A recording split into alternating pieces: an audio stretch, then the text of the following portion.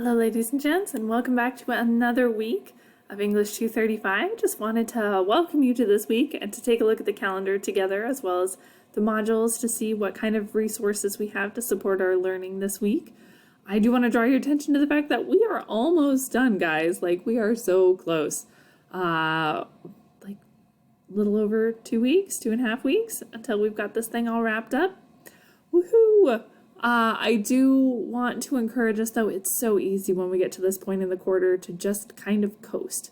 We've worked hard, the weather's getting warm outside, talk of graduation is in the air, and it's easy to lose some of our motivation. But I do want to encourage us, there are still a lot of points on the table before this quarter's over, particularly in reference to your recommendation report.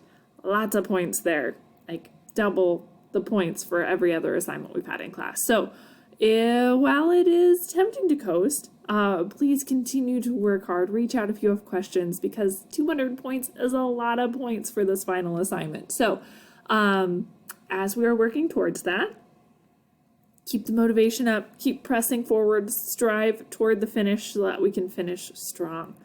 This week we are working on our standard operating procedure, or SOP, if you want to sound real cool to all your friends.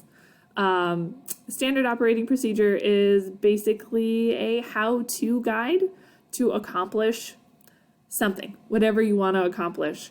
I've seen those SOPs be about how to make the world's best chocolate chip cookies, which when we used to be able to meet on campus meant that folks would bring cookies into class, and those were some of my favorite SOPs.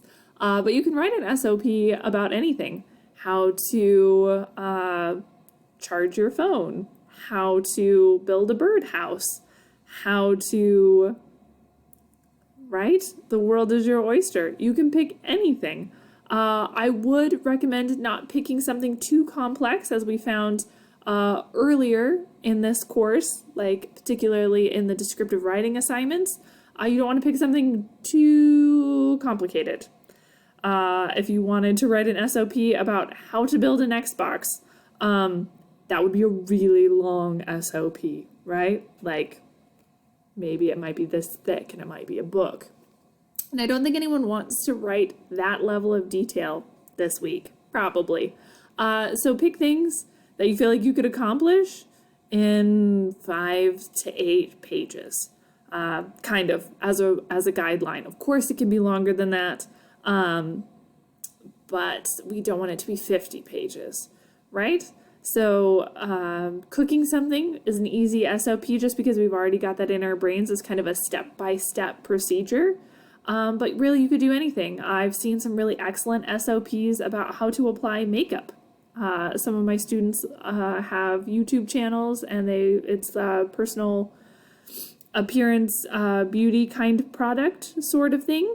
And so some really excellent SOPs were how to apply special wingtip eyeliner. That's awesome.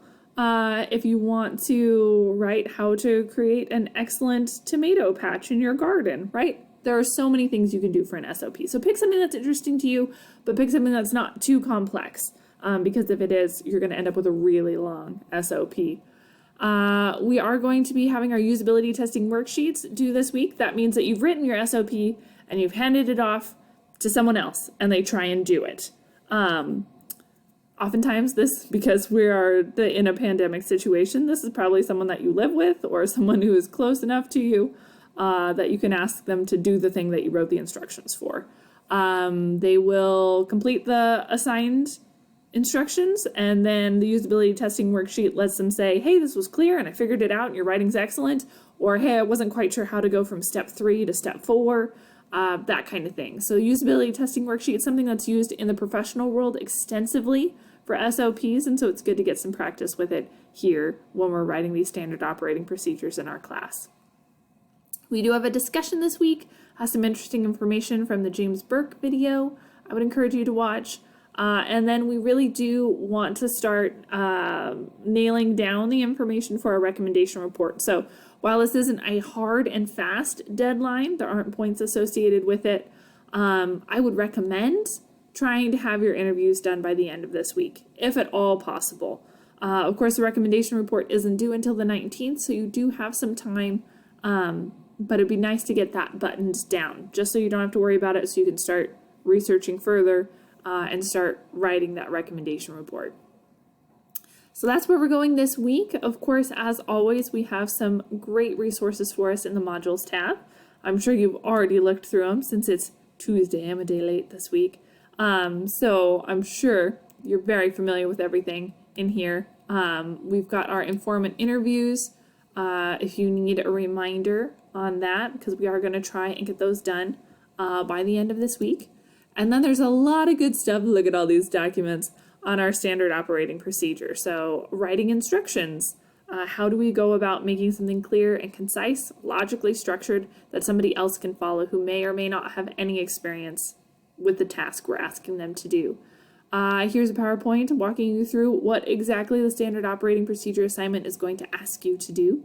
I've got support materials here as a link, template for you, because those are great, so you can just download that and fill in the template. Sometimes in terms of thinking through your assignments and brainstorming, creating visual maps helps us. So if you want to do a bubble map to kind of walk you through the process, that's available for you here, as is the sample SOP for my visual learners. If you like seeing samples, we've got that for you here. I also have a PowerPoint on usability testing and why it's important, as well as the usability testing worksheet. And we won't be doing this because we're not meeting in person. But if we were meeting in class, I would make you make some paper airplanes using an SOP that I had written that has some problems with it. And then you would complete the usability testing worksheet saying, this was a terrible SOP. Here's the way that we could clarify it. So that's what that is if you were taking a look at that. Unfortunately, we are not in class because there's a pandemic. So if you want to make a really bad paper airplane, I got stuff for you here. So good times there. So that is what we're doing with our standard operating procedure this week. We've got samples, we've got templates, we've got PowerPoints, everything you need to help support you is there. And then of course, as always, the assignments walk you through step by step exactly what's required for an SOP assignment. And so if you have questions about the standard operating procedure, please reach out. I am here to help. And this, once again, the assignment has the rubric, so you know exactly how you're going to be scored, as well as the link to our online kind of accumulation of helpful documents. And so we've got our SOP definitions, we've got examples of SOPs here, how to use citations within them, how to use images. If you're having a hard time figuring out what you want to write about, there's a list of ideas in here, except for, of course, this one is just humor, right? So funny, I'm hilarious, it's a joke. Don't write an SOP about this. And we've got some additional supporting documents here, different ways to categorize, different language and vocabulary to incorporate, and then a nice template for you to follow. So check those out. Reach out if you have any questions. I'm here to help.